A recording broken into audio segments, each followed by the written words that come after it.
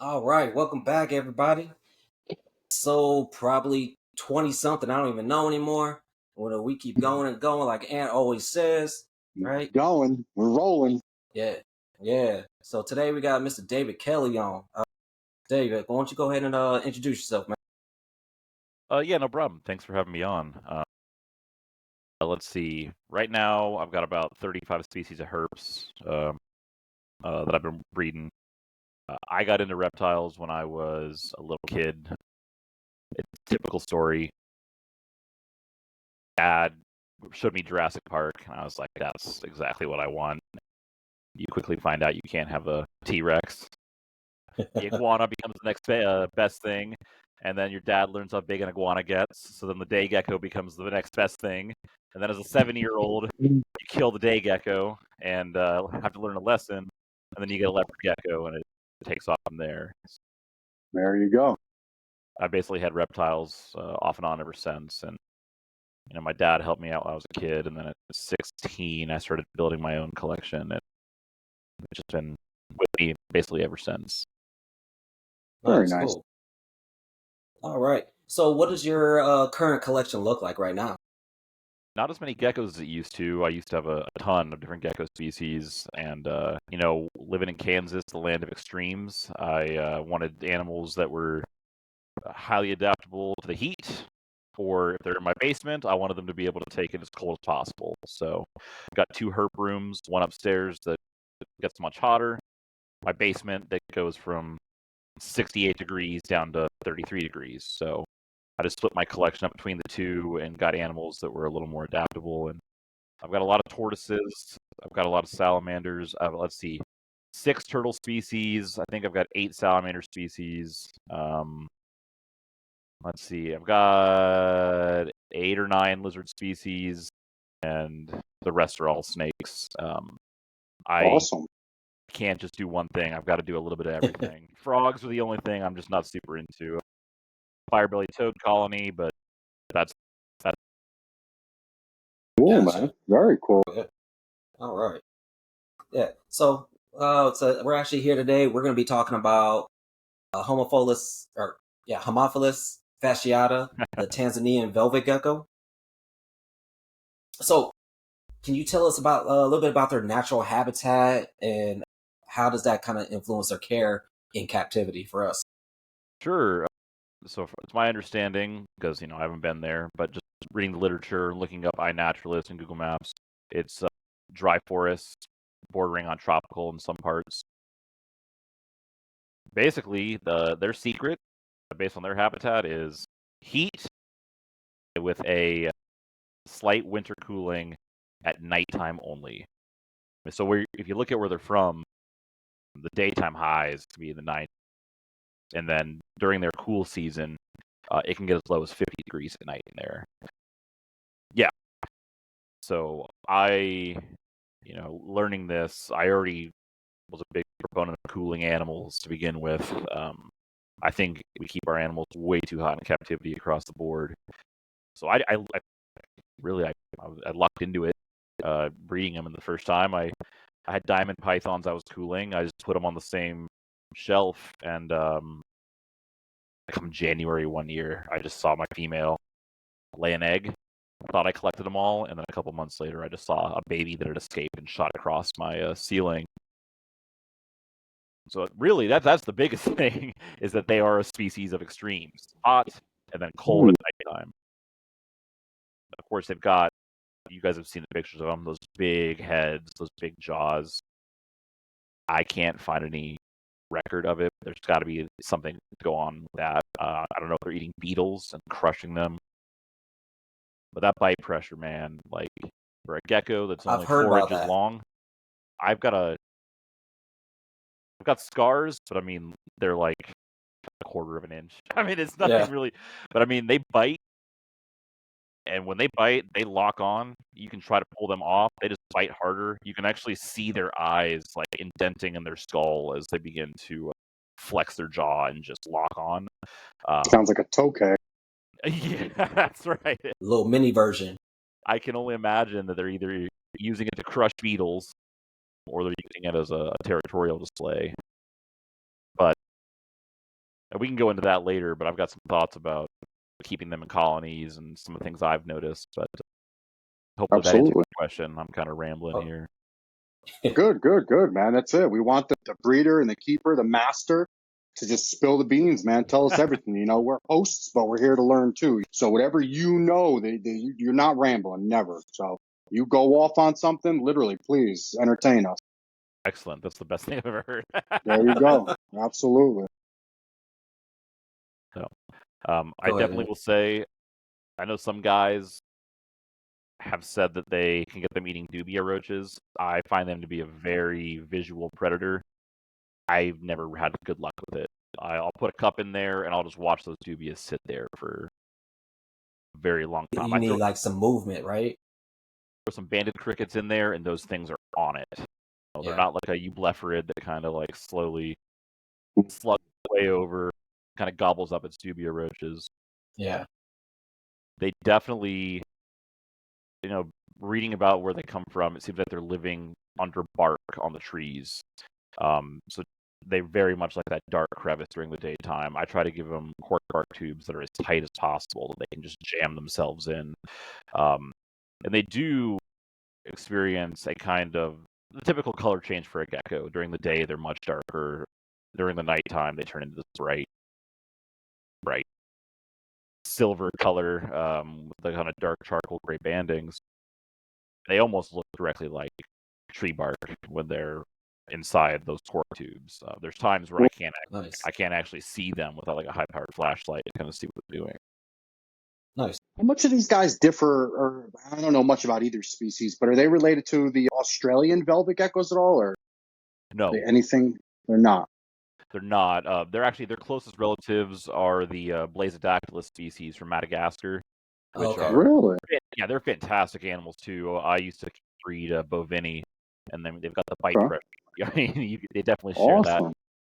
And then their next closest relative, if I'm not, taxonomy has changed since I last looked into this. I apologize, taxonomy nerds. I believe they are then closely related to the fish-scaled geckos of all things on Madagascar. Really? Yes. So that's sort of why you brought up a good point about the Australian velvet geckos. I like to try to tell people I like to use scientific names as much as possible because at one time in my hobby, I was taking care of velvet geckos, velvet geckos, velvet geckos, and velvet geckos. 3 genera, 4 species, and that kind of gets people to go like, oh, yeah, that makes a little bit of sense when you put it that way. Yeah. Yeah, that's how it kind of happened today. I was talking to my buddy, and he just got into the Australian velvet geckos, right? So he was telling me about them all week, and I was like, dude, we're doing an episode tonight, man, velvet geckos. And I couldn't pronounce, the scientific name. So I sent it to him. He was like, yeah, no, those are the African ones. He's like, I keep the Australians. I was like, well, excuse me, like, all right. But And those are phenomenal animals, too. I mean, he's going to have a great Yeah. time. That's they just got him too, yeah. my biggest regret was getting rid of my Australian velvet geckos. I I cannot. feel the same way. Yeah, I Yep. feel the same way right now. So with them, right? What kind of enclosures are we talking about from a baby into your breeding setup? And we can go into that colony talk as well of how big of an enclosure you would like to set up for something like that. I like to do babies in either fruit fly cups with lids. Okay. And I keep it as basic as possible. A couple cork bark slabs, and then like a mix of topsoil and sand, just a little tiny thing at the bottom, maybe a quarter of an inch. But I decided to play around this year with keeping them in a group just to kind of see what they do. Just a lot of, I didn't want to buy more cork bark, so I literally just used egg crate. We have chickens. We had a bunch of extra egg crate. I just cut them up, kind of layered them in there, and they just each individually took a little spot of that egg crate, made a little place for themselves, and then just kind of would hang out and ambush there. So they seem to get along fairly well as babies, but I did notice some tail nipping, so that's something that you got to be aware. But they're not like killing each other. They're not being overly aggressive. And then for my adults, I, for many years, successfully kept pairs in 12 by 12 by 18 exoteras. No problem with it.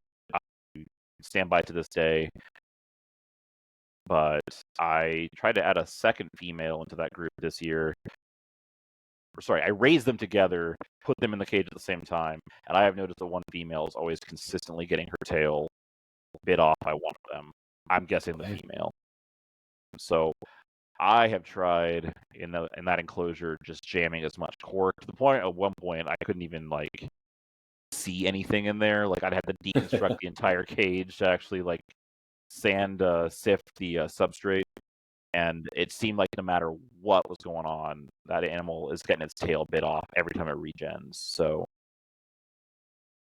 now I'm going to try to go to a bigger enclosure and jam it full again and see what happens. But it seems like there's some sort of female on female territoriality going on there that I think it wouldn't be unique, you know. It wouldn't. It's pretty popular thing from what I gather. So we were just talking. Who were we talking? Oh, tokays too. Like people say they have great success raising them in colonies, and then other keepers will say that one female will go out of her way to destroy the other female's eggs. Like never the male, but the female versus female. I've heard it with Leachianus. I've heard it with a few species over the years. But you'd think in the wild, I guess, like maybe not in Tanzania, but an inhabitable tree isn't not as easy to come by as you would think, and they would be multiple geckos in one tree and maybe one male. And I mean, I get the logic. I mean, it's an ambiguous topic, I suppose, but you'd be the one to know, not me. Well, and I'm figuring it out just as much as everybody else. There's no great things. And, I think to add more to that point, I've seen people raise them in colonies as well. For all I know, it could be a matter of my numbers being too low, where the can't spread out, and one female is just like, nope, this is my spot, you're out of here, instead of having 5 or 6 females that kind of are breaking everything. Yeah. So, I've heard of guys that just throw a bunch in an enclosure, one male, a bunch of females, and they're fine. So, makes perfect sense. Yeah. Because I'm actually gonna, because I got a 18 PVC that I'm about to go and clean out here in a little bit, and I was gonna put like a 1.3 in there, see if that'll work out for them, see if that's enough space. No, like you said, slabs, tubes. What about like doing? Do you do like a bioactive for them, or you just kind of breeder wise, just keep it as simple as possible? I just do a mix of mulch, topsoil, organic topsoil, and sand. I don't do bioactive, not necessarily because I disagree with it or anything. They're just a very dry weather animal. They don't like a lot of moisture. And then also, I'm digging up eggs, so I'm just going to destroy it all anyway. I have mostly because they'll just scatter them all over the enclosure. I used to have a nice bioactive decorated up tank that I would just kind of try to keep the Sansevieria alive in and make it look nice. And I would just rip it up digging eggs because I would get so excited when I saw my females emptied out. And I was like, all right, I'll just keep hatching them out. Somebody else can do the bioactive and really enjoy them. It's a different ball game. No, I was just going to say it's a different ball game. I do it myself. I built these crazy live vivariums for my chihuahuas and stuff and other species that I, want to reproduce. But you got to take it in consideration when you're breeding them. That's absolutely what's happening. They're laying eggs, and me as a keeper is on a mission to find them eggs. Everything that's in the way aesthetically isn't serving me any purpose, to just to get in the way. It's something I'm going to disturb. It can never really thrive if I'm in there every couple months uprooting plants. I mean, nothing will ever establish. So I do still have a few, but the more time goes on, the more I am coming to the the realization that a lot of other people have told me that I got to learn the hard way. And breeder setup is different than a keeper setup. Like, I had this whole notion I'm going to keep my breeding pairs of Leachianus in these big old, 2x4 planted things. And now I'm like looking at the chihuahuas. I'm like, is there anything like this? This is going to be hell trying to get these damn eggs. Like it's, what am I supposed to do? It doesn't make sense, so it's totally understandable, man. The guy that's trying to reproduce them is definitely going to set them up differently than somebody that just has the one pair that may reproduce. It is what it is. And I hope people understand that too. There's nothing wrong with someone that doesn't run a full bio setup. You're not harming a species or doing anything cruel to a species by not keeping them in these fully planted things. Sometimes it's actually for the better of the animal to not go and rip and disturb their environment up like crazy, just looking for eggs. And sometimes you don't find them. There's a clash of generations and eras of keeping, if you will, on the forefront of the hobby right now, right? Like everybody's pro bioactive, and there's, absolutely a time and a place, there is. Yeah, But people definitely. have to come around to see that the guys you're getting your animals from, the guys that are doing the work to reproduce these things, they're just a different ball game, like you can't, Yeah. it's just different, man. So I totally Especially understand when it. you're yeah, especially when you're producing at a higher volume than most Yeah, man. people would. Like you said, pet keepers versus breeders. Breeders, like you said, they're Absolutely. producing at high volume. Pet keepers, you might have one or two. So you could, whatever your wildest imagination is, you can do that stuff, right? Yep.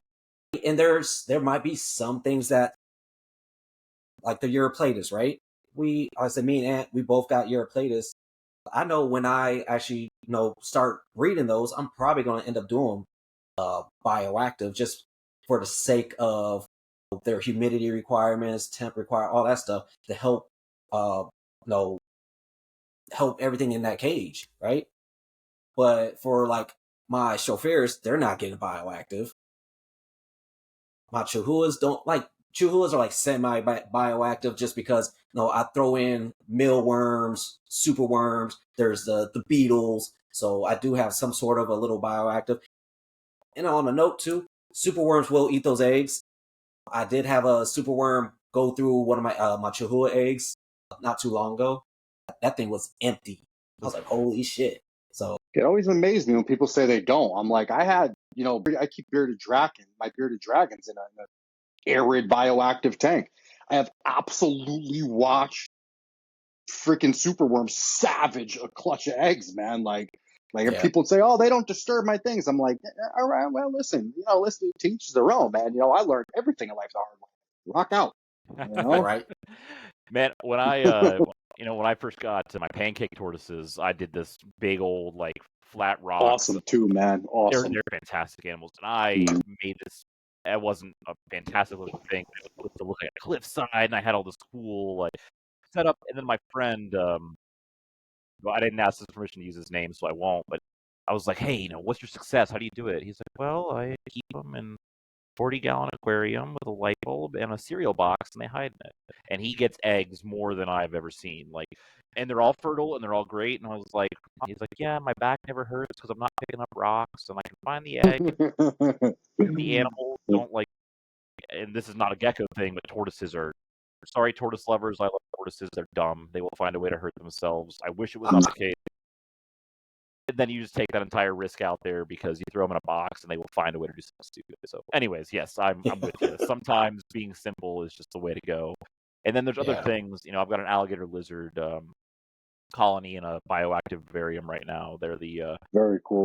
northwestern alligator lizards that if they give birth, I'll just see a baby run around and then boom, I can just pick it up and the adults go back to doing their thing. So I'm with Yeah, you. You got to know I did when. see that on your IG showing like the baby alligator lizard coming out That's of awesome, man. that thin, what is it called? Oh, Exactly. Yeah, exact. Yeah. That was super cool. I was like, holy shit, that is dope, man. I was actually hosting some.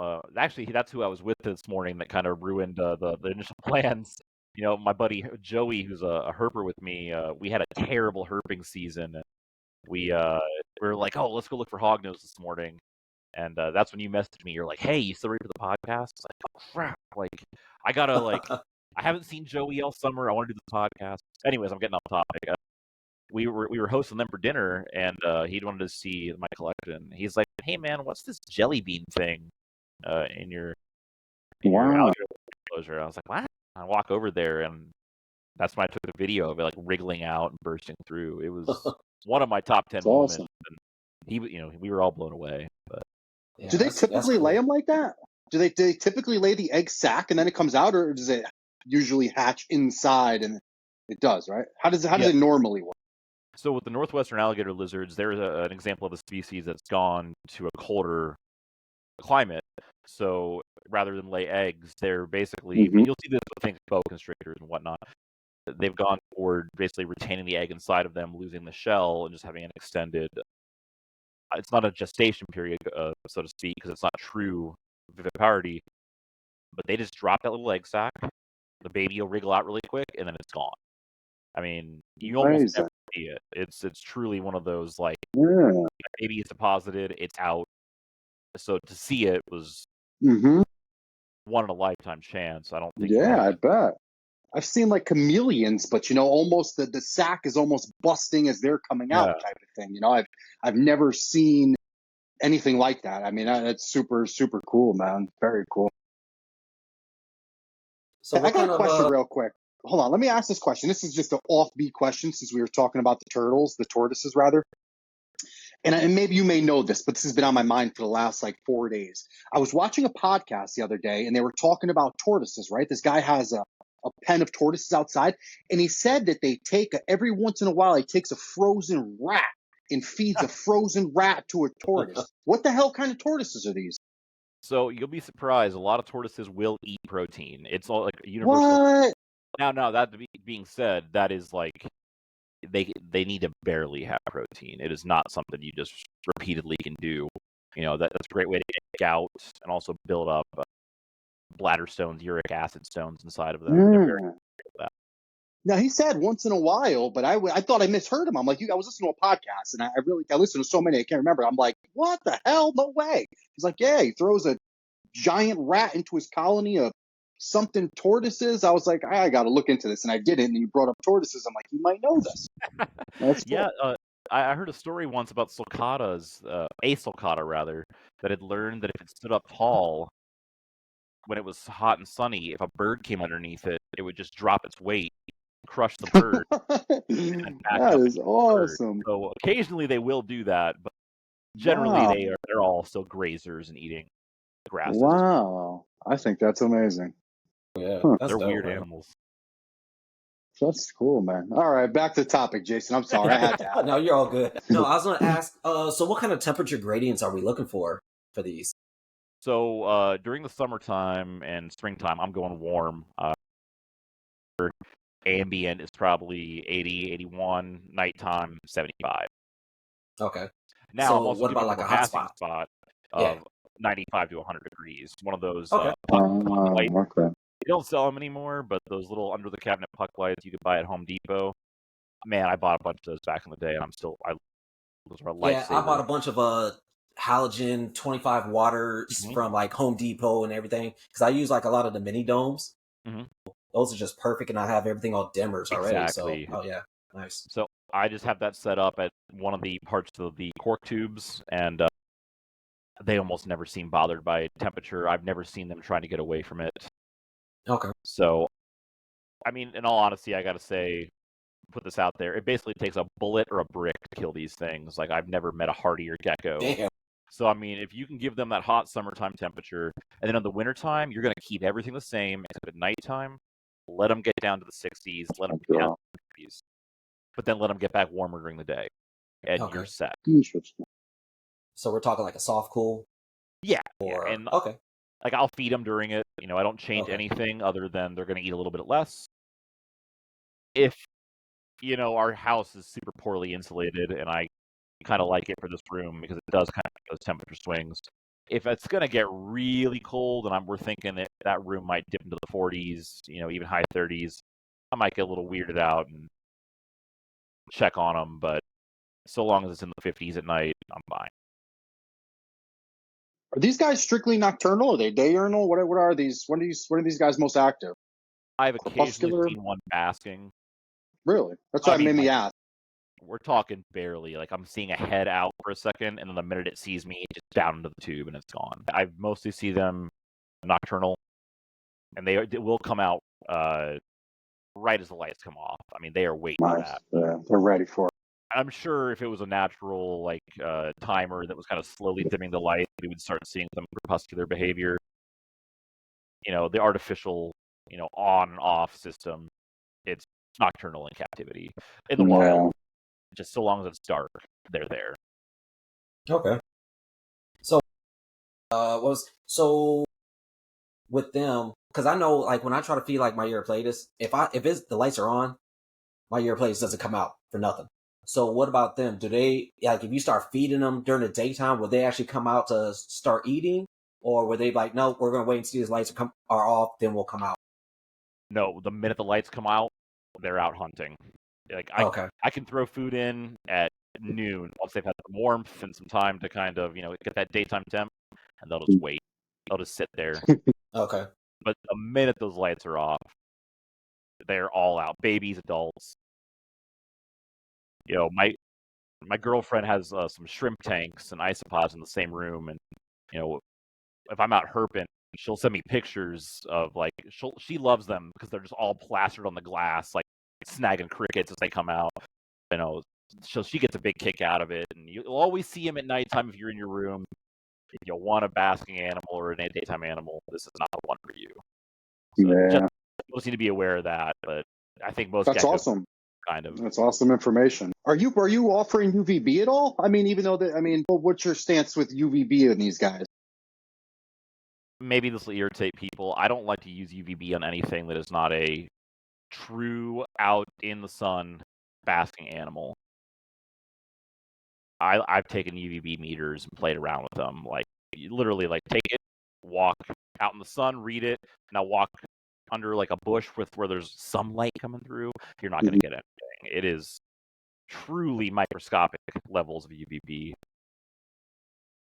Again, unpopular, I know, but they're so nocturnal. I'm not going to add more light and more heat on them in our artificial setups. Yeah. I hear you, dude. I hear you. And I've never had coming tomorrow, man. That's what I'm saying, Jay. I'm like on this mission to figure out lighting. I was really talking about it. My boss bought it for me. I was talking to him about, like you were saying, with lights being on and off. Like, it drives me nuts that we have these lighting systems and all this technology in the world today. And I get there's some companies out there, but for these animals we care so much about and spend so much money on that we can't figure out lighting, that it's nighttime, day, daytime, night. Like, it's like it can't be normal. Like, how would you feel living in, I mean, our lives would be drastically different if we lived like that, right? So I've been on this mission to try to figure it out, figure out a better way. So I brought up this conversation with my boss and UVB and, installed different lighting things. And he was like, well, you should have one. You should have a solar meter. And he bought it. I'm like, oh, thanks, bud. So it's coming. Awesome. It's technically here today. So tomorrow I'll be walking around like a weirdo everywhere. And I need to clarify that stance too. Like, if it's an animal like a chuckwalla, throw UVB on that thing. Yeah, hell yeah. But a nocturnal gecko that likes to live under bark, where it's just getting radiation hitting the bark and kind of penetrating through.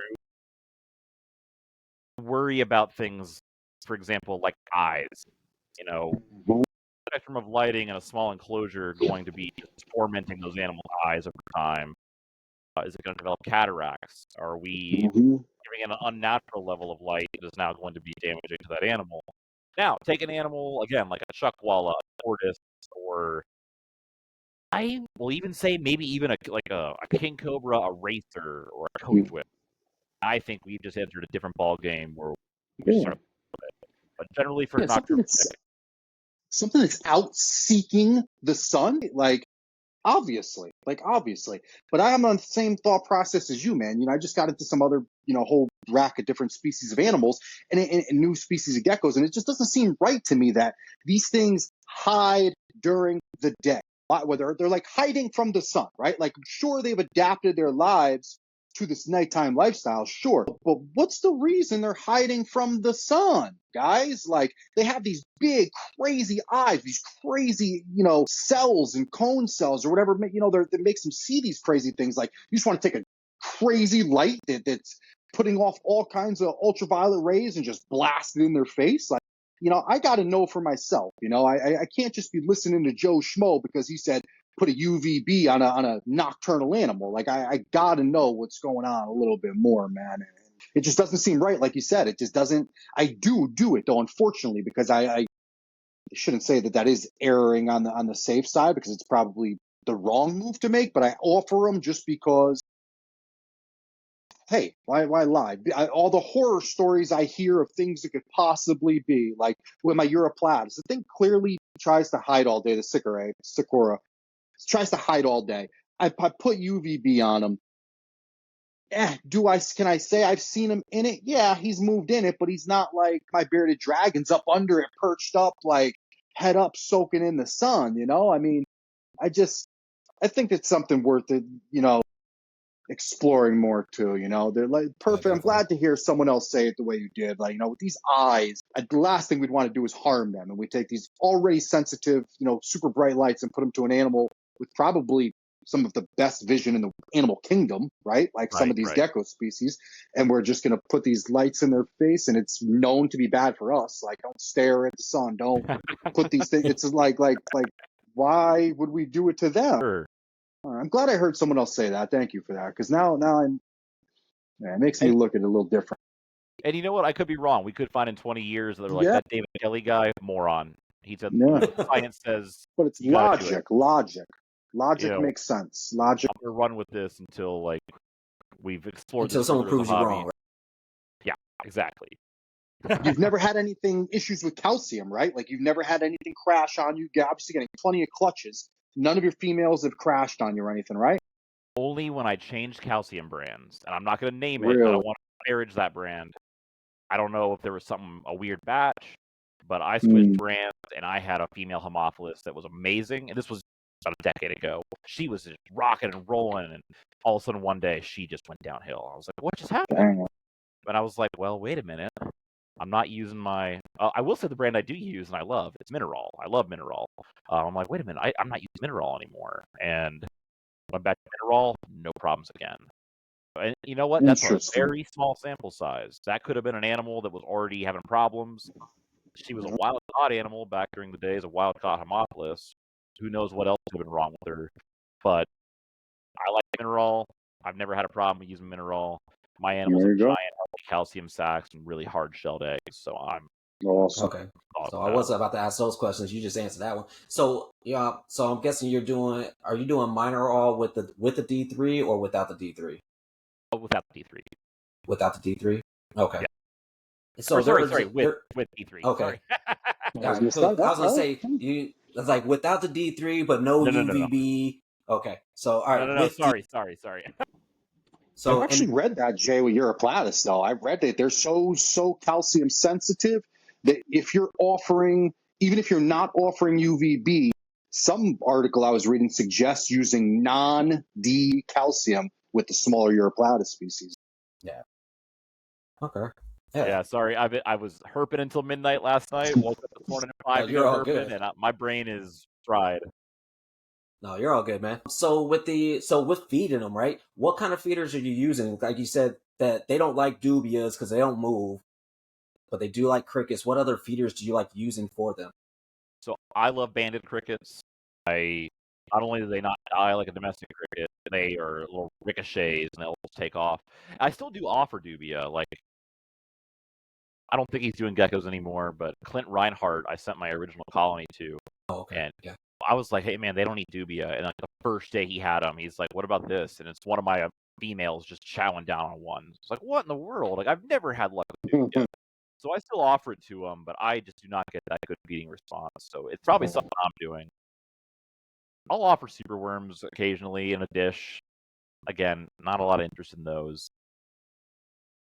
Occasionally, if my girlfriend gets a colony of isopods that's too heavy and she's not going to sell them, I'll just throw them in a bowl and let them chow down. Again, not a great response, but it's a high calcium prey item. I give it a shot. I'd imagine it'd be great for the babies living under the bark and whatnot. Yeah. Mm-hmm. What do you know about them? What are they eating in the wild? Do you have any information on what they're predating on out there? There's not a lot of information. Really? The papers you'll read will just be like invert parts. I'm like, well, what does that mean? Like, what invert parts? If anybody has a paper that has that information, please send that my way. I'd love to know it. But that's sort of what their head structure. I could only imagine that would be a yeah. And I keep meaning to, and I never do it. is get some mealworms or superworms, morph those things out into beetles, and try to offer them. And I have just never done it. Call it laziness or forgetfulness, but I'd really like to try that and see what the response is like. That'd be cool. Yeah, because you said like the jaws are just so massive that they should be able to break through that hard shell that those beetles have. Absolutely. Okay, yeah. Well, I got tons of beetles, so I Interesting. could definitely use Give it a those. shot. Let me Yeah. know how it goes. Yours. Interesting. So are they really fast, like kind of like any of the day geckos that live there, or are they kind of like slow and steady with their? They're like an intermediate. I mean, if one gets out, you want to be running, but they're more of like a bolt pause. Bolt Okay. pause. It's not just a continuous thing like a fan-footed gecko that just like you blink and it teleports. It's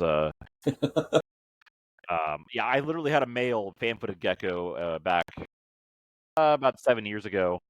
I opened the cage, it jumped out, it got behind the terrarium. I was like, oh, no worries, I got this. I looked back, gone. I never saw that animal again. I have no idea where that Damn. animal.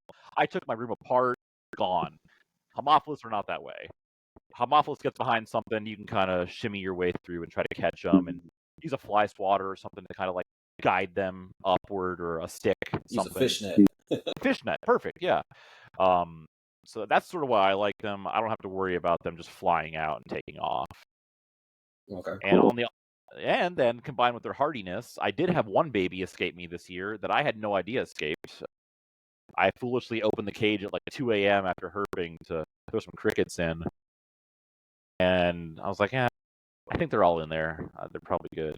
Like 2 months later, my girlfriend's like, hey, what is this? And it was just a velvet gecko living on her plant rack in there, and it was fat and healthy looking. I was like, oh, sweet. It's awesome. I'll take that. That's a great seller right That's there. right. Like It's even if awesome. you lose this gecko, it will survive. It will No problem. survive. No, it happened with my tokay. Oh, yeah. My ex girlfriend lost my tokay from like June until I didn't find that thing until probably like October or something. The thing was still kicking. I was like, okay, we're good. You know, got her, put her back in the tank, and like she was a little skinny, but I was always like, because I knew she had to be somewhere in my apartment, so I started throwing crickets everywhere, all on the ground. Like, you're gonna get these. You're gonna be alive. I'm gonna find you one of these days. And I ended up finding her. She just came out of the blue, just chilling in my kitchen, like, what's up? Like, I was like, okay, all right, man, come on, let's go. Yeah, they're way better than like Blazodactylus. I had Blazodactylus. I had these slide front enclosures, very nice enclosures, but the Blazodactylus were so strong they could literally find ways to just like shimmy them open. And Damn. yeah. Wow. I'm not gonna claim they're smart by any stretch of the imagination, but like they found a way to like pull those just barely open where they could just slide out and take off if they got a good grip. So Is that the Madagascar velvet gecko you're talking about? yep, the Okay. giant. Those Okay. I multiple times while they were in those cages, I'd walk in and there'd be one on the ceiling. I was like, how in the world? Like, so one day I finally just gave up and like threw them in there and sat there. I was like, show me what's going on, and sure enough, it just shimmied its way out and up it went. I'm like, oh, all right. Damn. No more That's cool. sliding glass cage for you, but That's cool. Man. Yeah. Go ahead. I'm always looking around my room too. No, I have like every once in a blue moon a baby crested gecko get out or something. It'll bolt out of the egg box. I don't even chase them anymore. I'm just hey, it'll show up. look around. Yeah, it will. I'll figure it out. I just saw one like when I first came in here. They like one lives near the window, so he must bask. He lives in the curtains. I fold the curtains up, so he lives in like the folds of the blind things. And then at nighttime, he'll come out when the LEDs go on. He'll come up on rest on the windowsill. But I don't see him now. He was there an hour ago. But I wonder what he's doing. It's like right above where a table where I keep all my extra plants and everything. But he's healthy, dude. I don't even try to catch him anymore. He's living a good one, man. I'd like say I know it sounds crazy, but he doesn't move from this one section of this room. And it's been 2 or 3 months already. He like just stays in this one area. Rock out. He's bug control. Yeah, absolutely. God knows those crickets get out, man. They're like, I always call them the Olympians of the bug world, right? Like I'll drop one in something, like I'll take one out with a tong and go to throw it in an enclosure or something. This thing will literally bounce right back out the same way it came. Like it's insane. It's insane. Especially these bandit crickets. They're like little Olympians, man. Man, Like they're I was feeding pancake tortoises the other day, and I put a salad in there, and I watched banded crickets just like crawl out of the enclosure, and I'm like, what? Like, how'd you guys get in there? And I like went looking, and there's like a little like breeding colony in there. I was like, no, okay, none of this. They're coming out. See? But I find them everywhere. I don't feed them to my Leachianis. I open up the Leachianis enclosures, man. There's crickets on the bark in there. I'm like, where are you coming from? They just go wherever the hell they want to go. that's And I right. breed them too. I breed banded crickets, so I hate to say it, but they escape a lot more than I'd like to admit when they're tiny. And I feel like they're just bouncing around from enclosure to enclosure, not getting. I got like 200 semi-bio enclosures in here. These things are just hopping around, crawling, finding their own way to wherever. Some are getting eaten, some are just thriving. They're crazy. I've taught man. my wife how to stomp on them, so when she sees them in the kitchen. Oh, we just have cats. We just hear them go like, our cats make a sound, and we're like, oh, cricket. All right. Hell yeah. No. I got a cat and a dog. The dog just like plays doofy and like tries to play with them. The cat, done deal. She savages them. We It's just make a hilarious, sport though. out of it. If we catch any, we have a pet yellow mud turtle that it's just our dumpster. I'll be like, he hasn't had food today. Just give him some crickets, and he can. There you go. Awesome. Perfect. Hell yeah. So with breeding these, right? Like, so when does breeding season start for? Well, at least for you, when does your breeding season start for them? Sure. So I've never actually seen them breed. I need to make that clear. But all the eggs appear like right in the middle of wintertime. In the middle of wintertime? In the middle of wintertime. So Holy shit. I'm generally collecting eggs between December and March. Wow. Now, December was the earliest I've ever gotten eggs. Generally, Okay. January is when they start popping up. Okay. So they're being laid. These eggs are hard-shelled, very hard-shelled. You got to be careful not to crack them. I cracked a couple on my first go-around because I was so excited. I saw that white, and I went to scoop it, and I just excitedly crashed one into the other, and you guys all know how it goes. But because of that hard shell, you need to keep the substrate very dry for incubation. So I actually will put them, do a suspended incubation media. I'll just throw it on top of dry sand, and then I'll put that in a cup, and then I'll put that cup in a larger incubation container with vermiculite that every once in a while I might just spray down with some water. Nice. Not a lot, just a little spray down really quick. I'll actually do, let me see if I have a lid around here.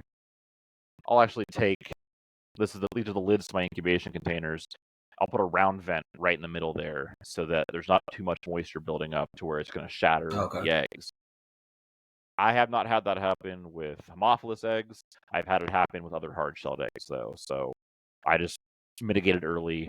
Again, they're so easy that it's almost like easy to just set them up, forget them. Even with too much ventilation, they'll find a way to hatch. That's awesome. I think that's the beauty of them. You literally can just sit, forget it. You could probably incubate them on dry media, no humidity. I'm probably going to try that this year. Just take some eggs, go as dry as we can possibly go with no moisture, and see what happens. And the fun part is then you now have a 3 to 6 month incubation time. Holy shit. I'd say my average is about 4.5. Okay. Oh man. Babies hatching or babies born in December, January are generally hatching late April, mid-May. So that's the biggest thing. It's a patience game where you're literally throwing them in there and just walking away for quite some time. Let's see. What temps are you running? You just running them at your room temp? The ambience 80, whatever you keep your room at? Yep. I literally just set the containers on top of my chuckwalla cages and forget about them. Nice. When I used to actually like put a meter in there when I was first playing around with them, I was trying to keep them like 82, 84. Okay. Nowadays, if the room goes down to 75 at night and 85 during the day, fine. I just kind of let it do its thing, and they seem to do just fine. Awesome. Again, they're so easy. Like, I'd love for them to be harder, but they just truly are made for herpetoculture. No work gecko, in all honesty. They're perfect. They're perfect. It's great to hear. It's awesome to hear when we talk to breeders like you that almost, they get excited about the simplicity of keeping of these species, right? Because one of me and Jason and I's primary objectives with this podcast was to expose the hobby to these rare geckos that in most cases are actually easier to keep than these popular gateway geckos. Your crested geckos, leopard geckos, these other geckos that are super popular, day geckos, things that take quite some effort into reproducing. Not that crested geckos are, but in general, like a lot of these other, more obscure species are actually easier to take care of, husbandry wise, breeding wise, incubation wise, than a lot of these other geckos that everybody has. It blows our minds all the time, Jason and I, that some of these geckos, as cool as these things are and as easy as you make it sound, and maybe it's just your luck, but I genuinely take your word for it that it's probably pretty simple. It's almost mind-boggling that everybody still bum rushes the same species. You walk to a reptile show and it's 3 species of geckos and maybe 3 different species of snakes, when there's animals like this out there that could not be in your collection. It's awesome to hear, not that it's, again, I'm sure your experience with them makes them a little more, simpler to keep and thrive than it actually is. But it's nonetheless great to hear how easy something this cool is to keep when we have a population, a hobby that's, obsessed with 1 or 2 species of geckos, man. Well, and maybe it's a popular opinion, maybe it's not. I used to love all that rare, like super delicate gecko species. Cerdadactylus consabrinus is my white whale. I got super awesome at killing Cerdadactylus consabrinus, and that's why I no longer take care of them. I was like, you know what? I think I shouldn't have these. With my job that can be stressful, and the fact that I've gotten really field herping the past 7 years or so, I wanted a collection that I could literally say, you guys are fed, everything's good. I don't have to worry about you guys anymore. Geckos like Very this cool. right in. I love Europlatus. I know that's one of the more delicate ones. If I ever had more time and a smaller collection, you can bet I would have Hankli again. I loved my Hankli.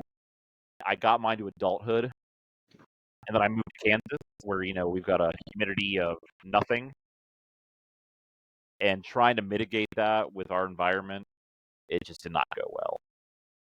So I moved them onto another keeper and said one day. Actually, no, That's awesome. I moved the male onto one keeper. The female did die in foreclosure. Oh, man. That was the minute where I was like, okay, no more. Yeah, that's hard. Well, and unfortunately, that's part of the hobby. But you ain't lying. I have no shame in mentioning it. I know I've mentioned quite a few mistakes to this podcast, but that's because we all make them, and it's not a perfect system. You will always have Absolutely. something go wrong. And that's why I like Haemophilus, because you can almost have nothing go wrong. Well, speaking of that, now is there any issues with them, like any kind of a stressor or any kind of health issues have you ever noticed with them? Aside from that calcium crash I had, again, potentially going to a different brand, potentially having a compromised animal, I have not had an issue with Haemophilus. Do they get those big old jowls when they get a lot of calcium in them? They do, Okay. and I try to wean off the calcium a little bit during those times. I don't want it to get too large and become too much of a problem. But if you can manage that, again, it takes a bullet or a brick to kill these things. That's awesome. When I first moved here, I had mine in my basement where I have a lot of cooler weather animals, and I tried to just use more heat, and they were not breeding, and that was finally when we talked, and I was like, I got to move these upstairs. They were in suboptimal temps, I would say, even with added heat, no issues whatsoever. They can withstand pretty much any environment you can give them within reason. So Okay. they're Nice. It's awesome. Awesome. Everybody out there listening, man, listen to this, re-listen to this. There is other species out there, man. Great, incredible, awesome species that you guys can manage, man. New keepers or the seasoned alike, man. You guys can, expand your horizon, man. Broaden your collection, look at something different, man. There's some awesome animals out there that are not above your capability, man. You guys can take care of these things. And not to hijack the podcast or anything, but to jump on that point, and I don't want to sound preachy, but you're right. We have to expand our horizons. Enjoy the common geckos. They're here for a reason. They are popular for a reason, and they run our industry financially. They deserve to be there, but so do other species. Because I can remember, I was saying at the beginning, the last Tinley I went to in 2016, it was like the year of the obscure gecko. I mean, I came home with Radistinkus robertsi, Toa Revice. I got some extra ones in my colony at the time. Haemophilus, I got more Haemophilus. I got another Blazdactylus. It was just like a dream come true to see all these cool geckos. I cannot find a Radistinkus robertsi anymore. Dura are gone practically. When Odura manilis at the time were $50 for a hatchling, and they've gone up in price, which is good for some reasons, and it's also a sign of maybe some negative reasons. We need to. I think it'd be great if every keeper said it. You know what? That is a really weird gecko that's getting no attention. It looks cool. Let me give it a shot. I'm not saying upheave your collections. I'm not saying dump your cresteds, dump your leopard geckos. Just find a way to enjoy it all and try to keep it up around. Just add to the collection, right? You don't have to, like you said, you don't have to get rid of all your cresties, but throw something a little bit different in there. Like even you said, you have cresties, find something that works within those parameters that's not a cresty. Or if you have leopard gecko, find something that works in those parameters that's not a leopard gecko. Like I said, Stropharis. You can do Stropharis, arboreal one, or if you're messing with cresties, I have Cerdadactylus nebulosa, Cerdadactylus striatus.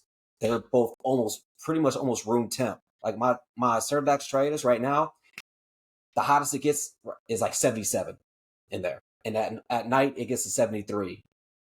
My buddy Jake was like, yeah, you put it between like during the warm season, it's like 22 to 26. And then during the cold season, it's like between like 20 and 22. So I was like, all right, cool. Simple setup. Yeah, Celsius. Yeah, sorry. Yeah. Which is, I mean, like I said, in Fahrenheit, it's like between your low end, 72, your high end could be around like 77 to 80 degrees. Simple stuff. All you got to do is just ask questions, talk to people, communicate, get into these communities of all these different species of geckos. Like I said, I'm in like the rare gecko for the US Facebook group. So I'm talking to people in there. Like I said, talk to people in our Facebook group, talking to people on IG about certain things. Just go ahead, talk to people, find some things out, see if that works within your parameters with the geckos that you're already keeping, so you don't have to change much. Me, I like variety, so my mind doesn't work where, all right, I can only have this one particular set of parameters. I have all these different parameters, because otherwise I'll start getting kind of bored. My mind starts going different places. I need different stuff to keep me going. Absolutely. Yeah. But I was going to say, what was I about to say? Oh man, I totally lost my train of thought on that one. So like, actually, no, I do want to get into, because you said you were talking about colony, right? Mm-hmm. Now, what brings you to that idea that you think you might be able to do that? I mostly just think that, I'm trying to think of how I want to describe this. Well, number one, I should say other people have had colony success and done just fine. So that's actually the biggest thing. But it just doesn't make sense from an ecological standpoint. They're living in tree barks together, trying to share a tree. Sometimes you got to go to the same good tree for all the food and the basket spots. But it doesn't make sense for it to be a truly territorial gecko, other than some sort of artificial problem that I am the keeper is creating. Okay. So I know one gentleman, blanking on his name right now, Lon Dexler. I don't know if he's still keeping them, but he used to. He had a big colony of them. He just I don't know how many males and females he had in there, but they seem to do just fine. Well, sorry, Awesome. I think it was one male and multiple females, but they seem to have no problem. But trying to raise these guys together, that one female still no tail, and I used to keep them just in pairs, no problem whatsoever. So it's got to be either it's a space thing, which I am always guilty of. I want to give the animals the space they need, but I also think sometimes this is a gecko that lives in a tiny tree hollow together. think this will be okay. Maybe it's not. I'm gonna try bumping up to an 18 by 18 by 24, like I said earlier, and let's see what happens next time. So just try to weed out some variables and kind of see what we can figure out. What you said about the one-on-one competition makes sense, though. I feel like a couple more, I've been thinking about it since you said it, that, one female looking at another female as direct competition almost seems like that'd be the issue. If there was a group of them, then they're not mammals, so I guess there can't necessarily be a pecking order per se, but you can't pinpoint one to be your threat if there's multiples, right? Like, if that makes any sense. It's but I believe, again, with everything that you've said, I think you're onto something for sure, man. Like, you look at a tree and they're not just getting under the bark of a healthy tree. It has to be a rotten tree. How many rotten trees are there? How many rotten leaders are there on healthy trees? How many, it's we're not talking about a forest of dead, rotten trees that they're just slipping under the bark, eating the bugs and beetles that are under the bark with them or crawling on the bark. They have to be congregating to a very specific set of trees, whether they're moving from tree to tree or doing something together. They're probably staying in these trees for a significant amount of time. Again, I've damn sure never been to Tanzania, but I can just I try to envision the environment and how something would work naturally, right? Like, and there's probably a lot of things on the ground that would eat them. There's probably snakes in these trees that would tag them. They have to live a very strategic life, right? And almost, fighting with the same sex, but then it wouldn't make sense for males. But then again, it would make sense. I mean, it doesn't make sense in an environment as harsh as it could be for any reptile in all actuality to really fight with your own species, if that makes sense. I don't know. I guess I could go on for hours about that. They're just thoughts. I don't know. But Yeah, and that to add more complexity to it, one of my original females, I think she's passed. I could be wrong. I sent my colony off a while back. My original colony, Clint Reinhardt, I was kind of downsizing, and I was thinking about not having a collection for a little bit. And when I wanted to come back, he hooked me back up with offspring, and it was. I didn't get her back. She was aged, and I wanted her to just stay where she was. But the reason I bring her up is because this female had a giant scar on her side where it looked like another homunculus had just ripped out a bunch of skin, a regen tail. She was missing like 2 or 3 toes. So there could be territoriality regardless. I don't know what her life was like in Tanzania, but she came in. That also, maybe it was in the export process, being in some bag. I don't know, but that she's a case as well of something going on and something we should play around with and kind of try to figure out. Yeah, absolutely. It's not wrong in this hobby to experiment. I think we've actually, on the contrary, gotten so caught up with not experimenting that we've stunted our growth, right?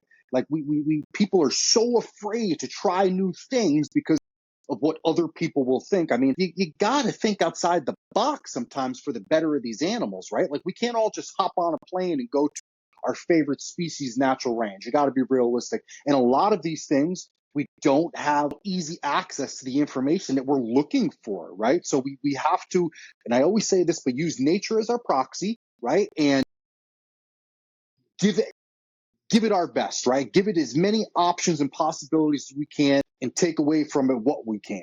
We can't just keep living these simple-minded lives like we're an animal that's just going to do okay because it's in a box and it's getting food all day. Like, you gotta think, you gotta experiment. You have to, be willing to take the risk. Unfortunately, I hate to say it, but you may lose an animal to tail. You may lose a toe, but you're going to learn from that. I hope. Again, I could go on for hours about this. I get so caught up in thinking about all the possibilities of things and just the way the hobby goes. And I understand, right? I understand that it's a good thing to want the best for our animals, and it's a good thing to alleviate certain problems by never letting those situations arise, I guess. But at the end of the day, these animals in the wild are probably, I don't want to say better off than they are in captivity, but they're a different animal, right? And they're exposed to all of these things. They're exposed to predation. They're exposed to starvation. They're exposed to drought. They're exposed to all of these harsh temperatures and weather drops in the wild. that they never experience in captivity, right? So and they survive. They survive for millions of years. They have been surviving, and I almost feel that some of these hardships make for a stronger, more sound animal, right? Like in Yeah. captivity, we're just cultivating weak animals. We breed weak animals. They nature would have called. We reproduce things that, and God only knows the things that we're breeding and reproducing that aren't visible, to the naked eye, that nature would have done away with. We don't know these things. So I'm not preaching everybody to go and torment your animals by any type of means. I mean, it's not what I'm saying, but don't be afraid to experiment. Don't be afraid to miss a meal. Don't be afraid to feed on a Wednesday when you always feed on a Tuesday, or you know what I'm saying? I mean, we have to think more like nature, in a sense, and not the breeder you idolize, Well, and I very much like to experiment with temperature, and I mean, let's just say safely. But Yes. I really think we keep a lot of our animals too warm, and that's why I would kind of be like, take a look at your weather stations if you're listening to this. Take a look at historical weather data from the country your animal comes from. You'd be surprised how many animals get so much colder. Yeah. Now you got to understand their ecology too. You can't just throw an animal down at 50 degrees and go, well, it's 50 degrees at night there. It'll be fine. You might end up killing an animal, but if you can understand your animal and give it those options, I think you're just building a stronger animal. Yes. I call it I bubble agree. boy syndrome, where we basically take an animal, we put it in the perfect environment, and then we never give it the chance to have any sort of Stresses. mild stressor, something. Absolutely. Got to work through and go, yeah, that's not a big deal. And it also can get the hormones pumping for breeding for some of these more difficult species. Absolutely. So I encourage everybody to try, give your animals a little lower temperature than normal. And I'm Yeah, not saying definitely. go extreme. My axolotls had ice in their tank last year. I'm not saying Shit. metal. I had a diamond python that I left a window open during a freak snowstorm, and there was snow on her cage the next morning. She was at 34 degrees, and she just came out Wow. fast like normal. Again, maybe don't go that crazy, but I say these examples just to say our animals are stronger than we think. Yeah. Look up your animal's ecology, think about what they can handle, and if you can do it safely, I think you should give it a shot. Oh yeah, you can Great definitely do advice. it. Like do this stuff in a controlled way. Like I said, like with me, like when I do my cooling for most of my animals, I said I'm opening up all these windows. But then if it dips between, like if it starts hitting that 60-degree mark, I have protocols in place. Like I have a smart heater, so I don't use like my regular AC unit for heating or anything like that. I'm in Arizona. That shit ain't happening. But I have like a little smart heater, right? So if it starts getting to like that 60 degrees, it kicks on and it'll bring it back up to like 65.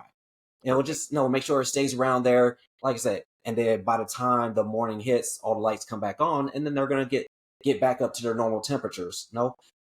And then you just pay attention. Like, all right, how are you guys moving? Are you guys hungry? Are you just anything? Just observe your geckos, see what's going on. So that's just like what Dave was saying. Like you do this stuff in a controlled way, and you see what's going right, what's going wrong. But I was going to.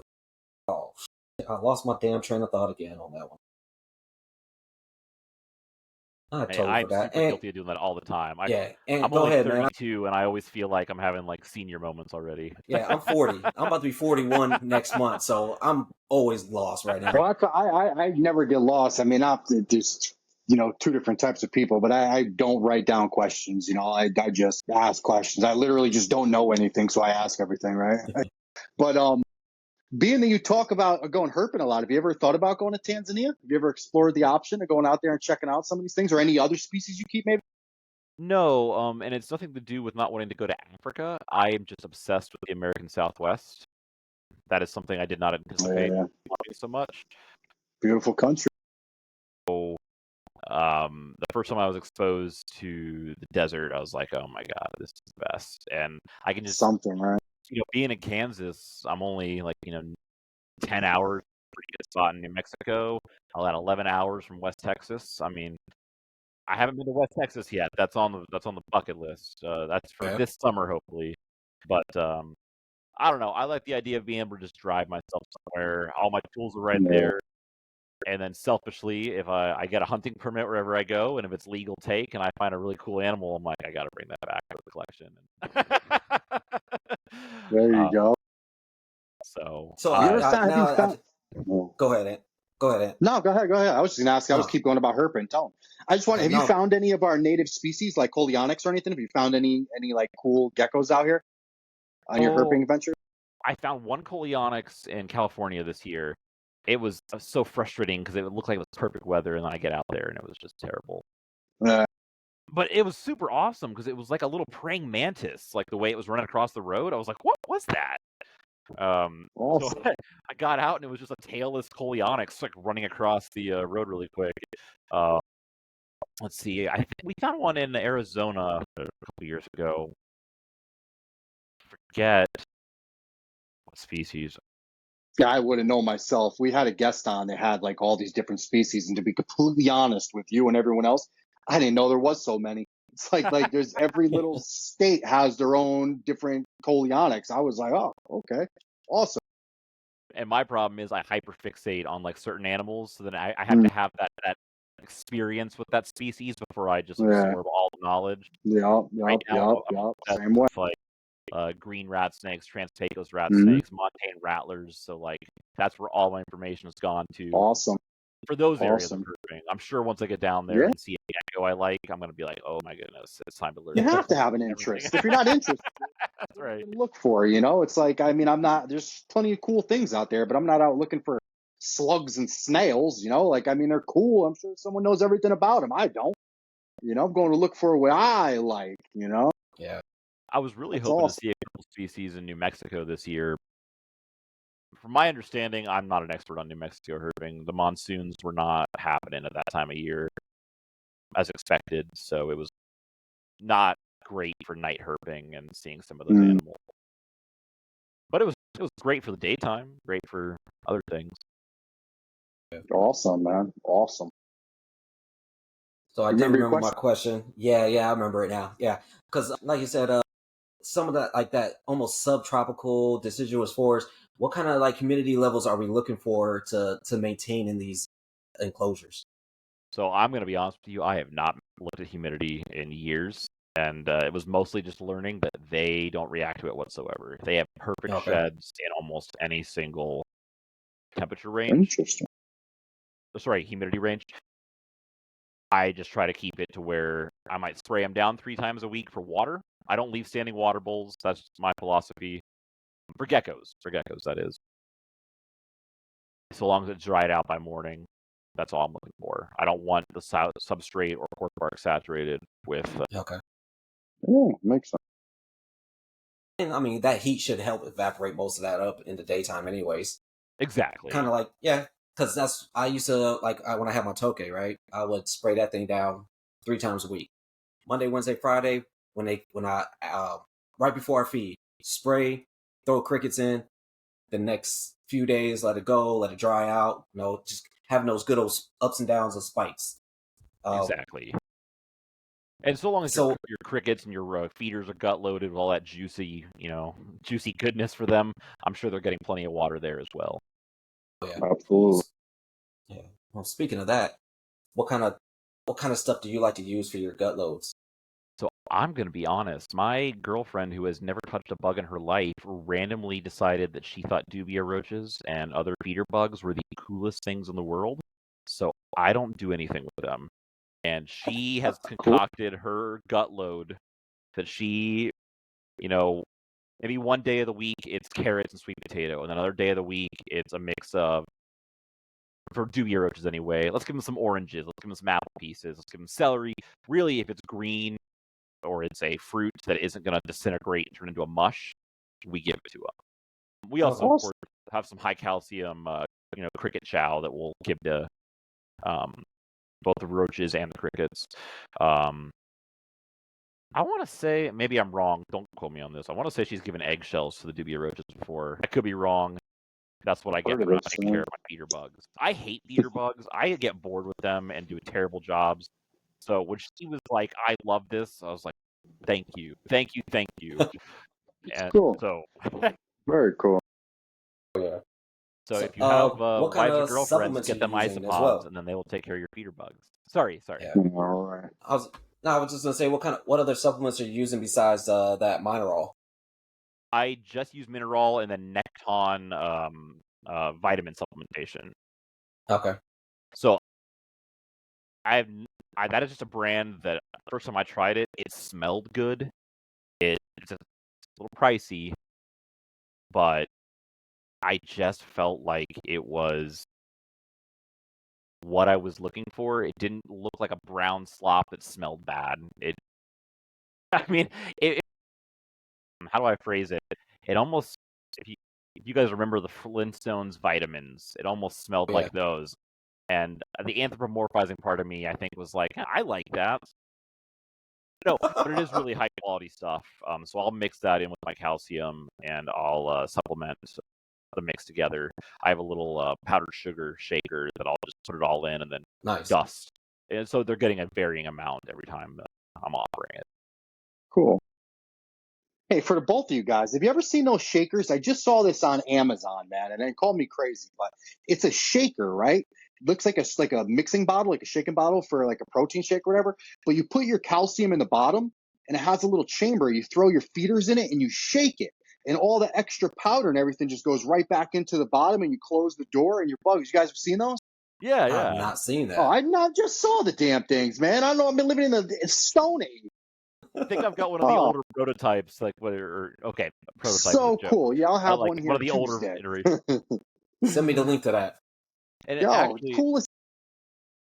it's not a supplement, but I should mention I also dechlorinate all of my water for all of my animals. I don't no living animal in my house gets chlorinated water. It is just which I guess I think most people know this, but I'd be surprised the number of herpers that go, "What do you mean you dechlorinate your water? Why?" You know, here's my philosophy. If I take an earthworm or an amphibian and I throw it in chlorinated water and it burns them, is it really good for our stomachs and our bodies? Is it going to be burning that up? Is that what causes stomach cancers? Is that what causes other kinds of? Okay, I sound like an anti-science lunatic by saying this, but that's just something that where gecko that is 10 grams is not the same as a 200-pound man. So I dechlorinate for all of my reptiles, and that's something I feel pretty strongly about. Yeah, I use RO water. Yep. Yeah, we got water stations everywhere because it's Arizona and they're all RO. So it's like 30 cents for a gallon. Boom, boom, boom. Fill all my jugs up. Put them in the humidifier. Put it in my water pressure sprayer. Everything like that. So I understand that one. The misconception is people think that if they add a dechlorinator to the water, it's getting rid of all the trace elements and stuff, but it's really not. It's just getting rid of the chlorine. It's not killing all the minerals and stuff. It's not like you're watering your plants with distilled water. There's still those trace elements in the water. You're just getting rid of the chlorine, man. And the chlorine is not good. And I don't care. I have 2 different certifications in fitness. Man, chlorine is not good for anything to ingest. Like it's like, it still blows my mind that they add fluoride and chlorine in this water. But it's just me going to go off on another rant that I'm not going to. But you're not doing any harm, guys, by dechlorinating the water. You're absolutely doing yourself a justice if you can't afford an RO system, or I get the distilled water, but it's not distilled water by adding dechlorinator to your water. And I use a product called Amquel, not Amquel Plus. Amquel Plus is like a bomb for your water. It destroys every nutritional part of it. Just regular Amquel, it's so safe. It's why I like it. If I do a water change on salamanders and I worry that I didn't get the dosage right, I'll just add a little bit more. It's fine. It's not like some of the others where it's just going to tank your water and destroy your water chemistry. So I'm basing that on the fact that I think it's safe to give to my reptiles, but it's instantaneous, and so it's such a simple thing to do. And I don't know if I don't believe in water bowls for geckos. We can go on that tangent later if you want to.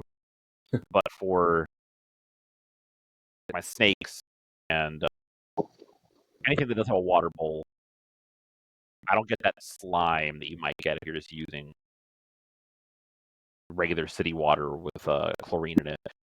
Yeah, okay. It's actually just I got mineral buildup, but I mean like nothing else. So that to me is even a better thing because your animal's not drinking, it's not water that you're, you know. But anyways, Your amphibians are the best gauge there is. I keep frogs myself, a few different species of frogs, man, and like you obviously know how sensitive amphibians are to water. And anybody out there listening that keeps amphibians know how sensitive amphibians are to water. Like you said, like it's crystal clear that if this chlorinated water is and will kill your amphibians real fast, you shouldn't be giving it to anything that we keep in captivity. I mean, it's really should be a no-brainer. But I'd love to hear your reason as to why you don't give water bowls. I do. I got to hear why.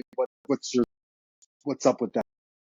well, I mean, mostly it was just, I'd fill the water bowls, and then bugs would get in there, even with a rock or a bio ball or something for the bugs to get out. They drown, and then it becomes a bacterial mess. And then Absolutely. the more I thought about it, I was like, what gecko, with the exception of the couple kind of semi-aquatic animals that might be around a river or a pond, what gecko just has a puddle or a lake next to it that it just walks over and drinks out of? And they're mostly, I think, drinking rainwater as it comes down, or dew in the morning time, or something that's condensation. That's the word I'm looking for. Yeah, okay. So that's why I try to replicate that all my geckos across the board. Obviously, I just keep kind of desert or arid species now, so that's all I'm talking to. If you got tropical animals, you're misting all the time anyway. They're probably getting plenty of water. But for my arid animals, I'll just kind of quickly do a spray down. I'll see an animal sort of drinking. I'm like, perfect. You saw the water. Close the tub up. Close the cage up. So that's my reasoning for it. It takes away that bacterial soup that can build up and get missed water bowl. I can vouch for it. Like I said, I use them in all of them, and I don't use them necessarily for drinking. I use them for ambient humidity. But you're absolutely correct. They are. I change water bowls every day in about 200 enclosures. Every day I'm changing them because of that. Crickets jump in there, they die. I'll see one in the morning on my way out to work. I can't go to work leaving that in there. I can't do it. So I'm constantly changing them. In my case, in my situation, and guys, everybody's situation is a little different. So you have to, take that into consideration. One person doesn't make them wrong and doesn't make another right. You have to do what works for you. And the only way you're going to decide that is by observing your collection and the parameters within your collection yourself. I use water bowls, again, like I said, for ambient humidity. And I went a long time and I still miss and I still spray for drinking purposes. But I don't know, maybe a few years ago, I heard someone else try it. They were having issues with some baby geckos and some stuck shed. And they're like, try a small, my smaller geckos, I don't keep baby geckos hatchings. I don't keep them like a bio thing. I don't want them, any packaging or anything. So I just try to keep as little things, as few items in these enclosures as possible. So I was having issues with stuck shed. And I just tried the little 2-ounce deli cup with water for ambient humidity. And it seemed to do the trick for these species that I'm, referencing. But you're absolutely right with they are something else that if you're not willing to spend the time, don't think about, because you cannot leave them for days. These animals won't drink stale water. I mean, they're not stupid anyway. And most of these species can tell stagnant water from fresh water way before you ever could, And so if you're not going to take care of it and add a water bowl, then I would advise you don't use them either. Continue misting for hydration and drinking purposes, and that's good to hear. I love, and again, guys, just because two people don't do the same thing in the hobby doesn't mean that we have to disagree, doesn't mean we have to argue, doesn't mean we have to hate each other. That's right. Two minds coming together on two different techniques that both work in their own sense, in their own way. This is what good communication is. This is what good keeping is, guys. This is what the hobby needs to start evolving more of. We need to start learning to understand instead of ruling with an iron fist, right? There's more than one way to skin a cat, and as long as everybody can communicate you know. And I say this time and time again, but what differentiates us from our primate cousins is not our opposable thumbs. It's our ability to communicate. We should be able to talk to fellow keepers and breeders alike and ask questions and get answers and not fight, you know. You'd be surprised what you can learn by just simply asking a question. It's Exactly right. And I also want to mention I don't have a giant gecko collection anymore. And back when I did have a giant gecko collection, it was still maybe like 20, 30, 40 tanks. It was never an absurd amount. So I could get away with just misting. If a keeper thinks that I need to do a water bowl, by all means. Like that this is what works for me, my workload, and my animals. And also watch your animals. I did the same for my colony of alligator lizards, and I was shocked that when given the opportunity, they report cats though. Okay, cats have water bowls. Cats, tortoises, and snakes all have water bowls. No, I just lost my train of thought. I was shocked that my alligator lizards, when given the opportunity, would absolutely drink out of a water bowl, even though they were being misted. They'd walk up, take a couple laps, and run off. I'm like, okay, you need a water bowl, by all means. Yeah. So again, just observe your animals and kind of see what absolutely. People get so caught up in the. I said the only one that doesn't get a water bowl for me is like my Eurypletus. That's just there's not a whole lot of room on the bottom of that enclosure. It's all filled up with all kinds of different stuff. So I just spray the hell out of it most nights, just so like it'll lap up the water. I've seen it lap up the water. Like right when I sprayed on the leaves, it's licking the leaves, it's licking the wall. So it's like, all right, you're good. And then also, I mean, it gets I put a fogger in there too, so there's more moisture in the air, so it gets it through his body as well. I was going to ask you, so are these on CITES or anything? I need to look up their what CITES level they're at, but yes, they are no longer being imported. They are okay. You say I don't see them. Yeah, I was going to say, when was the actual last import for these things?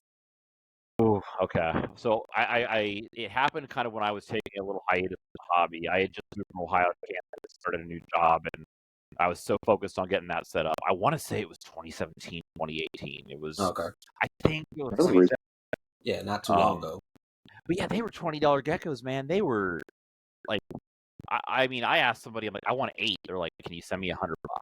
I mean, it was, so when I got my colony back, and or not sorry, when I got some offspring from my original colony back, I was stoked to be able to raise them up again, just to have them. But then I was also happy that when I went to the St. Louis NARBC that year, or Schaumburg, whatever that one's called. I think it was Schaumburg, because I think I know the person that's actually selling them. Yeah, they were what was it? They were like $200 a piece for adults. Oh, because I was about to say, because for babies it was like $100, and then I think he said for sexed animals it was like 200. But yeah. This is not about money, but it was more about like, okay, there's a monetary value to these animals now. Maybe they'll be taken seriously.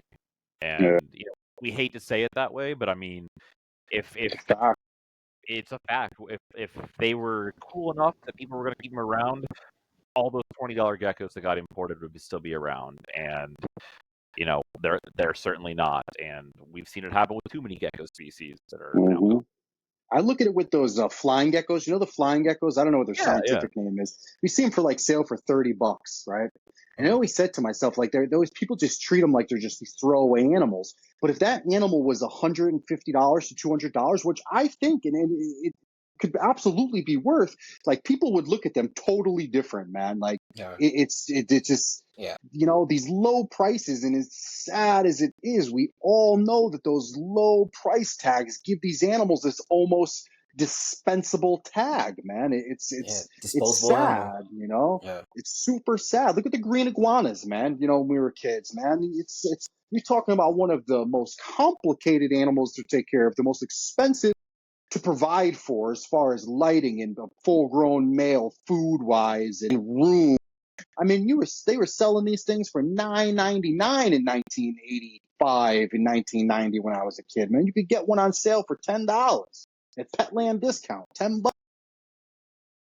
Yeah. Well, My favorite animal that I will say this, no, not ironically, not trying to be a hipster. One of my favorite animals I've ever kept was actually the Decay's brown snake, that little tiny garden snake you find everywhere. They live right. Oh, they live everywhere. I said they're all over my state.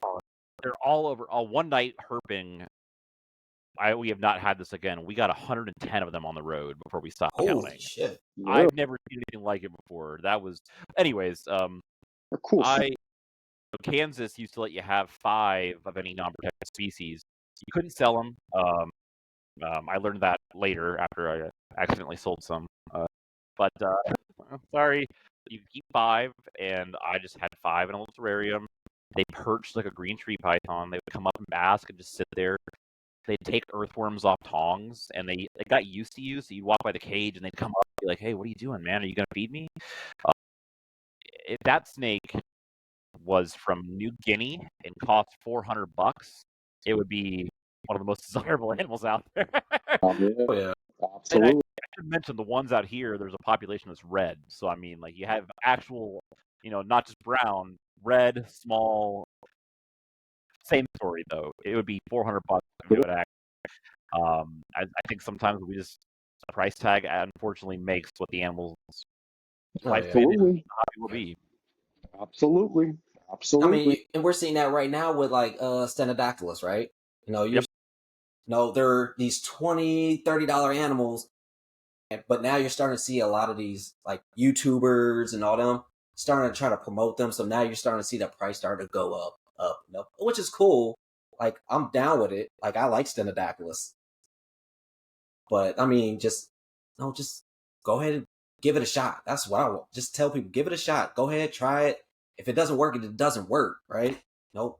But don't make it a disposable animal. Just say, hey, I might know somebody else that might be able to take care of this better than I could, or whatever. Exactly. Yeah. I said we're coming up close to the end right now, and you got any final questions? Damn. I didn't know we were coming Yeah. to the end. I wanted to go all into the other geckos you keep. What are those other species of geckos you keep? You keep a different species of leopard gecko. I was looking at your Instagram page. What are those? What are they, real quick? Just for everyone listening. Sure. I keep Hardwicki. Okay, that's what they are. I always screw up the common name. I believe Middle it's Eastern or something. East Indian. That's it. It's the East Indian something. Yeah, that is it. East. All right. Yeah, I All right, always but swap nonetheless. them and Muscus back and forth on the common name. I always screw that up. Then I also keep Angermayu, the Iranian leopard geckos. I've got the Alarm animals. So I hatched Hardwicki this year. Super I've had cool. Angermayu this year. I got a couple pet crested geckos. I mean, I'll always love crested geckos. Now let's see. Then I've got a pair of leechies. I'm actually going to move them on. I've had the male for 14 years now. Damn. I've got a friend whose wife just retired and has been going gangbusters with New Caledonian stuff. So I'm just going to send them to them, let them enjoy it, so that's actually it for geckos these days. With those hard wikis, not the hard wikis, the other ones, the Iranian ones. Now, can you are you able to breed those into leopard geckos? Like just for like outcrossing some certain things? Because I know people use like the hard wikis to outcross certain stuff. Can you do that with the other with the? I've heard conflicting reports that some say that the Angermayu are kind of an origination of part of the German giant leopard geckos. Oh, okay. Sorry, bearded dragons, just the giant lion leopard geckos. Oh, okay, gotcha. But then I've heard other reports that said that they tried it and the lab results didn't a lot of babies didn't make it. Real. So I wish I knew the answer to that one for you. I'm just keeping them as Angermayu. They're the really lanky, long ones. They're just, I mean, they're just an impressive beast. Are you enjoying them? You enjoy keeping them? Yeah, that's one I do want to put on a bioactive. Yeah. I think they're so. I open up the tub and they literally just come looking at me like, "Hey, what are you doing?" Unlike the Hardwicki that, some animals are rack animals. That's the Hardwicki. Okay. I think the Angermayu will actually be able to display. I forgot my Chinese cave geckos, my Goniosaurus hanenensis. There you go. Nice. I just got some myself. I just got a couple, 3 of them. I always loved them. I bred a crap ton of them back in the day. Real. And that was also when they were fairly cheap imports and they weren't very popular compared to the other ones. We had all the Japanese animals. Yeah. Japanese skyrocketed. Oh Man. my goodness, I couldn't believe it. I'm just happy to have them back. I missed some of my animals. I had some screamers. One that was almost like purple. Real. If I had a picture of it, if I find a picture, I'll send it to you guys so you can. Yeah, please. But I haven't seen one like that since. So I have a question. Since you've bred them, this question is kind of a selfish question, but I got 3 of them now, right? Now they're still too young to sex. I bought the first 2 as a pair. I'm still blown away with how this person knows, but I'm going to give them the benefit of the doubt. But 2 of them are like this crazy orangish, goldish color, right? Like it's almost, if you put a light on it, it would blind you. They're so saturated. I just got a 3rd one the other day. There is not the faintest hue of yellow on this thing at all. It's all black and white bands. What's up with that? Is it going to develop it? Or I don't know, because I had the same thing. I had some animals that were very. I couldn't find any information. Some people say it's a difference between mainland and the Hainan Island animals. Really? I'm screwing all my information up. It's so outdated. I don't have an answer for you, but there was a lot of phenotypic plasticity All right. on them. I had I asked some someone else too.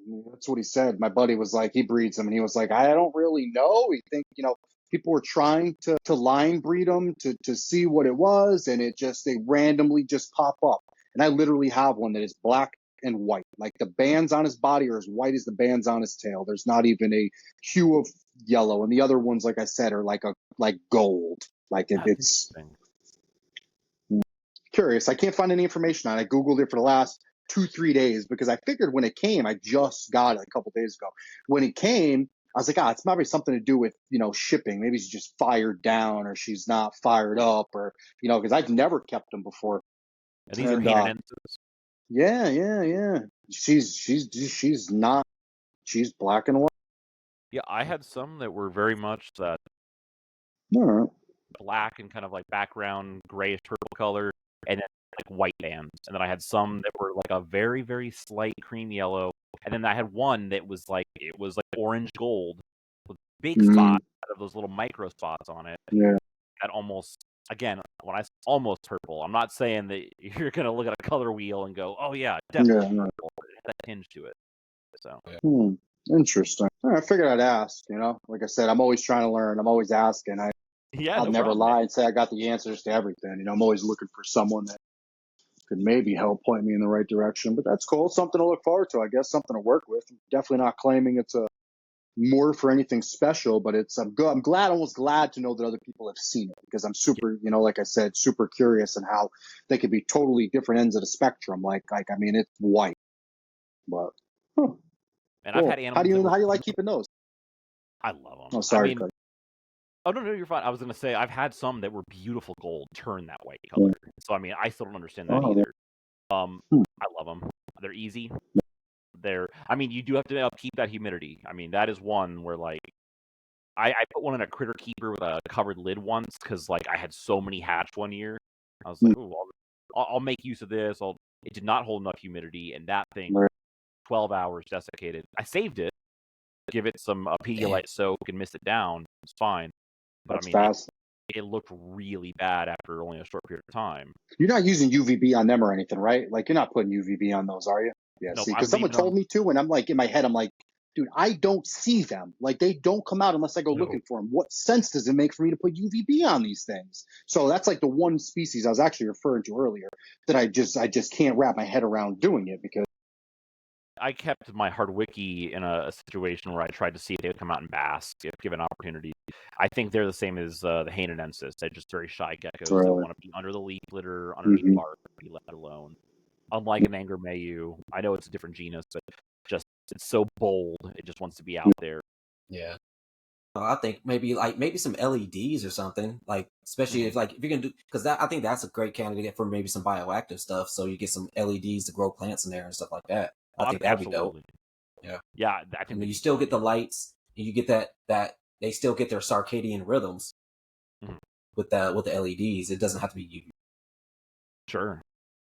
So I was going to ask you, what resources or communities would you recommend for the keepers of the Tanzanian velvet geckos? Like, where should they go and look for answers or information? There's a group on Facebook, Homophilus and Placidactylus Keepers. A fair thing. I did leave a lot of Facebook reptile groups. There were so many at one point, so I don't remember which ones I'm still in anymore. Nothing against them, sorry, but I would look up. I think there's always use in using Google Scholar, Google Maps, taking a look at what information you can find there, and applying their natural ecology to your husbandry.